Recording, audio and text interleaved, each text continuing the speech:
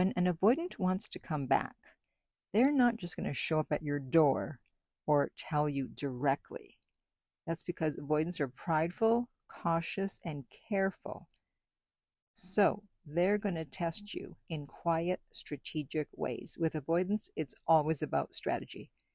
And you won't even know that you're being tested. The tests are meant to reassure them that if they do come back, they're not going to lose themselves again. So today, I'm going to discuss the 3 tests that your avoidant ex will use before coming back and how to make sure that you do not fail them. So stay tuned. But first, welcome back to my beautiful No Contact Army. This is the general of the No Contact Army, Lucia, with the Art of Love. And have you been a good little soldier? If you have, then you've downloaded my app Silencio to help you stay in no contact. The link to that is underneath every single video and podcast. And if you too would like to join our army, all you have to do is hit the subscribe button and the bell notification, and you're in. And to read our manual, go to nocontactsecrets.com, where you can read 2 free chapters before you purchase the book. So before I tell you what the 3 tests are, I want to talk about why avoidants even test you in the first place. So they're not testing you because they're cruel or they want to hurt you. They're doing it because they're scared of needing someone. They're terrified of being seen and rejected and of losing control of their emotions. So every move that they make during this stage is an attempt to see whether you can handle their fears. And if you can, you're actually going to help rewire their nervous system to see that love can actually feel safe. So the tests aren't about power, they're about safety. Without knowing it, they're actually looking for a stable anchor since their childhood was so unstable.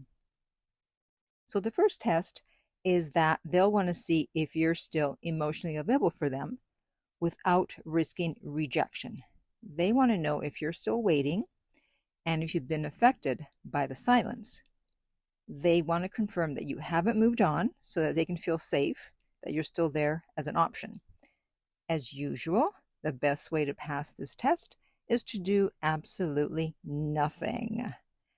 Don't chase them. Don't post anything that they could think is aimed at them. Don't start liking their posts back when they start liking yours. That is not how you're going to get them back. Avoidants want both emotional safety and challenge. And most of y'all, you just give emotional safety without the challenge. They need both. So when you don't jump just because all of a sudden they pop back up, they'll question the story they had told themselves that you would always be there. And that's when their anxious side kicks in if they're a fearful avoidant or an anxious avoidant. And they'll wonder if they lost you for good. And that fear is what ignites their pursuit. So you pass the first test by doing nothing through silence and self-respect. The next test is the vulnerability test. Once they see that you're calm and you're not chasing them, and I'm talking to you guys with an anxious attachment style, they'll send a surface level text such as, "How have you been doing?" What they're doing is gauging your energy. They're looking for emotional clues. Are you mad, cold, super excited to hear from them? If you're angry or needy, they're going to back away. If they sense that it's okay, they'll share something a bit deeper, like, "I've been thinking a lot about the past," or "I missed you." And if you rush in to reassure them by saying something like, "Well, we could have made it work," or "I miss you too," believe it or not, they're going to feel pressured. So you want to respond with something like, "Well, what have you been thinking?" And this works because it's neutral but curious. You're not cold, but you're also not giving them emotional reassurance, and that forces them to clarify their intent. You're not matching their vulnerability or nostalgia. That way, if they're fishing for validation, they're going to stay vague and just say, "Oh, memories." If they're more introspective, they'll open up and say something like, "Well, I realize I didn't handle things right." Either way, you get information without giving up power. If they say, I miss you, it could mean several things. It could mean, I'm lonely and need comfort. I miss how you made me feel. Or, I've reflected and actually want to rebuild. And you can respond with, well, what is it exactly that you miss? And if they say you can follow up with, what about me? Are they going to say something emotionally lazy like your smile? Or emotionally accountable like the way you made me feel safe even when I didn't deserve it? So you'll basically know which version of them you're dealing with. And you can respond with, I miss the good parts too, but that alone doesn't fix what went wrong. That way you acknowledge their emotion, but you're keeping reality front and center. And absolutely do not respond with, I miss you too, because now you're rewarding nostalgia instead of accountability. And don't ask why, because that puts you into the interrogator role, and that will trigger their defensiveness. When an avoidant says, I miss you, that is not the finish line. It's a test. So your goal is to respond in a way that makes them reveal their intentions. If they can go deeper, there's potential. If they stay surface level, you've got your answer without giving anything away. So with this test, they're subconsciously checking if they can be open with you without feeling trapped. The more composed you are and show emotional self-control, the more their defenses melt. When you show that you can handle closeness without creating chaos, then they can't help but feel closer because they feel safe with you. So this test is passed through emotional composure. And the last test is reconnection. They'll want to keep in touch and meet up, but they're not going to come right out and say that they want to get back together. And this is their way of cautiously checking to see if you're going to trigger them again.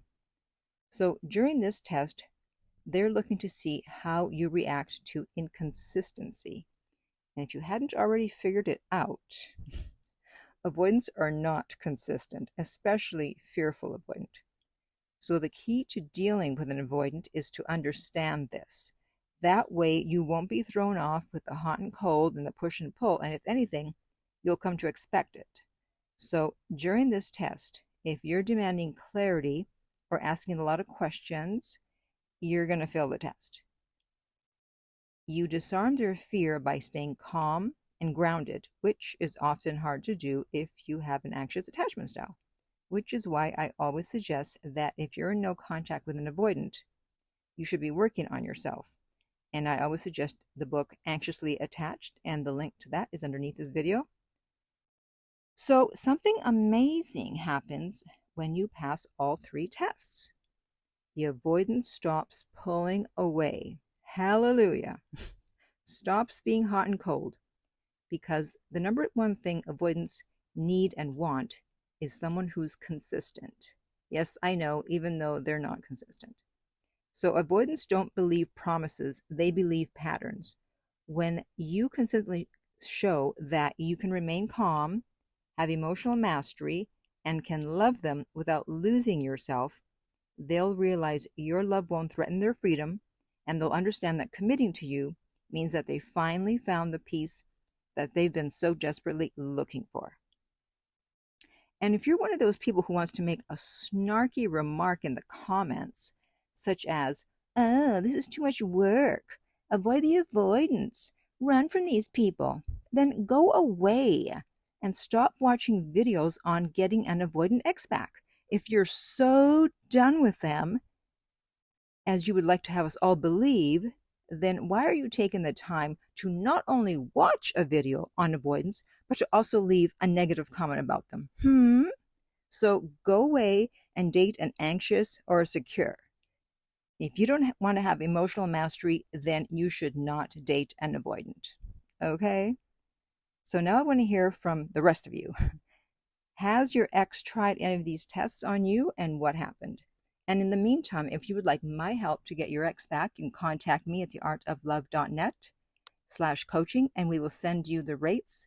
They are not on the website, and the link to that is underneath every single video and podcast. If you found this video helpful, be sure to subscribe so you don't miss out on future videos. If you're listening to this as a podcast, then You can also subscribe to not miss future podcasts. And finally, remember, love inspires, empowers, uplifts, and enlightens.